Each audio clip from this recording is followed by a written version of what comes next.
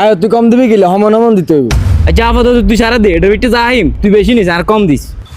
ও রাতল, তোর একটা বুদ্ধি দে হুন। আবার কি বুদ্ধি দিবি? বাবুর আইকন এটা তো করে দিতাম না। আর বেটা তুই এটা আঙ্গুর যা লাগতো না, আমরা তোর বালার লাগাইতেছি হুন। কি তো হয়েছে ক?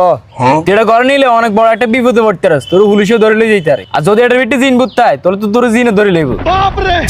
আর ওটা কিতে গছ আসলে হাসা ওনেটাই কিনতাম গছা, এটা তাই তো করেও দিতাম না।